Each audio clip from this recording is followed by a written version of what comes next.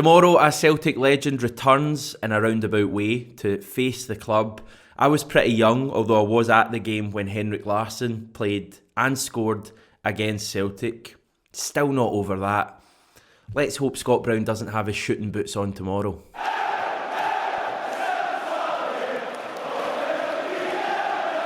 When my good mate from the pub, Scott Brown, left Celtic at the end of last season, I expected his first game back against Celtic to be a major talking point for weeks in advance. I expected you to not be able to go outside and get to the shops without bumping into someone telling you that Scott Brown is about to face Celtic. I genuinely thought it would be the closest thing to earth-shattering news.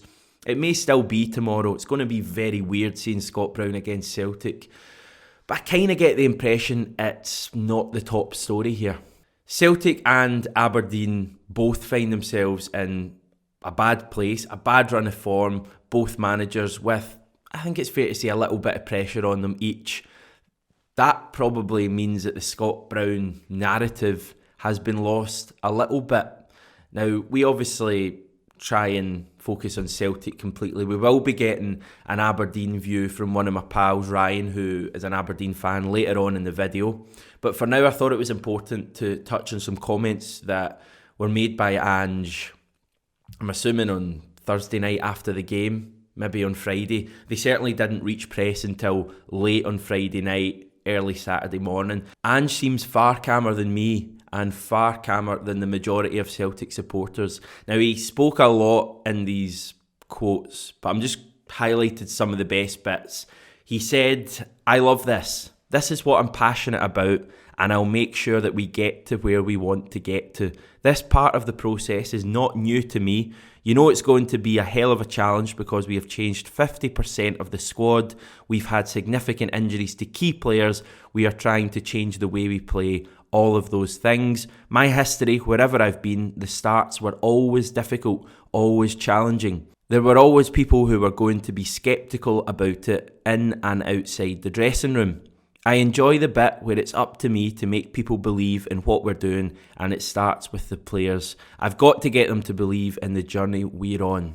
I did feel pretty reassured reading those comments, and it's not like he's just saying it for the sake of it. He actually does have the past record to back up what he's saying in those comments. We spoke yesterday about Brisbane Roar and the fact Ange came in there and effectively said that people shouldn't judge him till a year down the line.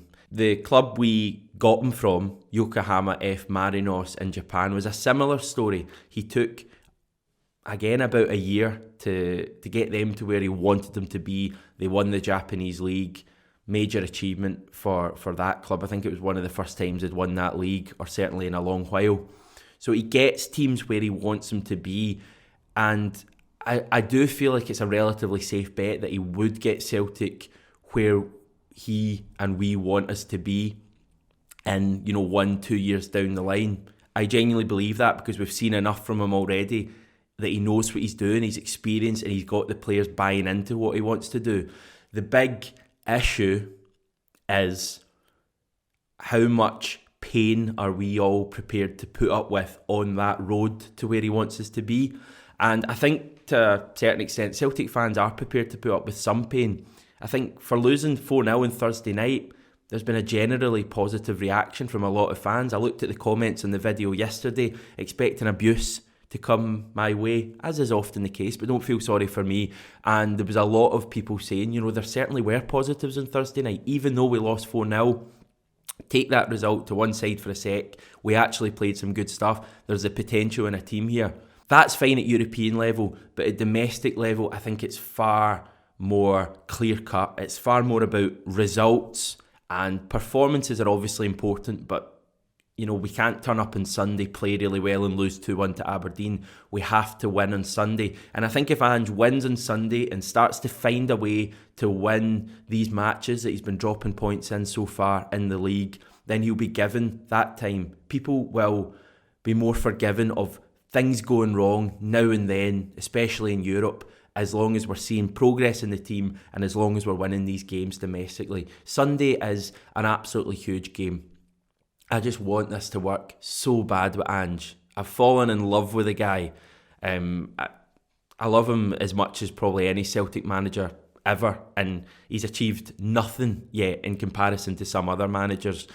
But I just think there's huge potential in him. I think there's huge potential in this team, and I just think it could be amazing if it works. But it has to start on Sunday, and we have to get those 3 points. So let's get the scoop on Aberdeen then with my good old pal, great guy Ryan Crombie. Now he's an Aberdeen fan, which obviously helps for this segment. He also runs the Aberdeen FC website, A Red Point of View, and I caught up with him just to find out more about our opponents and how they have started their season. You may be able to detect a little bit of sadness in Ryan's voice.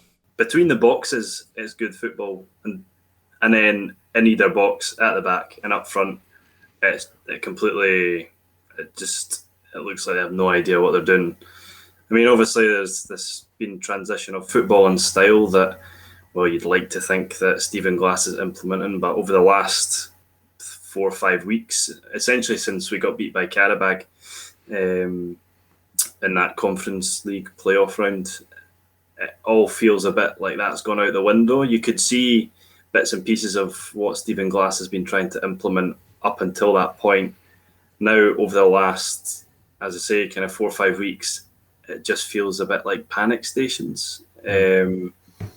Defensively, obviously, there's a change in style. The reliance on the fullbacks, so Ramsey and McKenzie, to kind of push up and create further up the pitch, has kind of left the 2 centre-backs exposed at the back. McCrory's playing in left centre-back, which just isn't his position, even though he's been favoured ahead of Gallagher now, who sits on the bench, and McCrory's playing at left centre-back instead of a natural centre-half. So, I mean, there's a few tweaks here and there to be had. In general, Aberdeen are controlling the games, but it's just a complete soft touch up front and then at the back as well, as you've seen against teams like Motherwell, St Johnstone, most recently, obviously, St Mirren.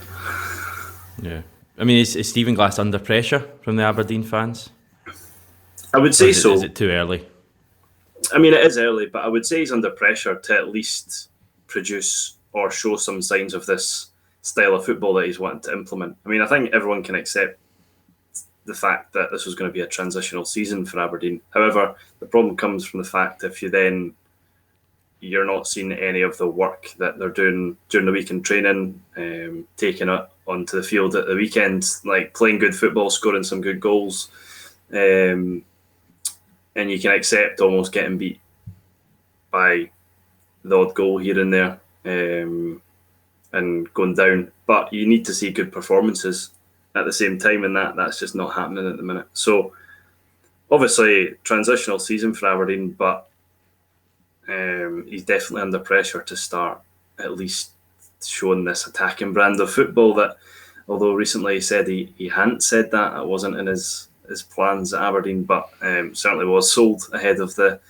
sale of season tickets. So Aberdeen fans will be wanting to at least get off their seat once in a while, not losing 1-0 at home to St Johnstone.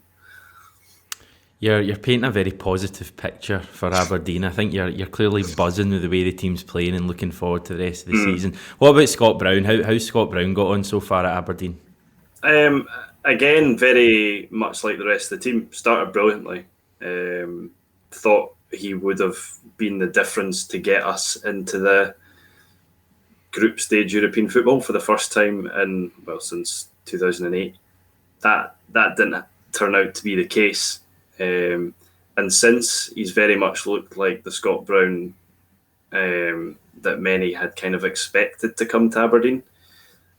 But again, is that because of the level of players around him? Is he kind of fallen to their level and not the opposite, bringing players up to his level? Right. And I think that's very much the case at the minute. I mean, he can't do it all himself, but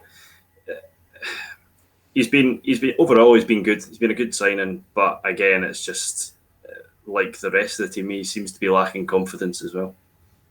Who are the players that have done well this season then? Who are the players Celtic fans watching this should keep their eye on Sunday? Well, I mean, as I mentioned, the two fullbacks have been outstanding in the majority of games they've played. I think, well, most recently in the news this week, Calvin Ramsey was being looked at by Man United. So those two guys are arguably Aberdeen's biggest threat going forward. Honestly, I'd be surprised if both of them are at the club for longer than the next 3 years. They're that good and have been the standout performers. Christian Ramirez shown flashes of what he's capable of up front, but at the minute he's just not really getting the support, not getting the players in and around him. And as touched on, Scott Brown definitely at the start of the season was absolutely electric. On the top of his game at the start, but it's kind of dropped off. But consistently, Ramsey and McKenzie.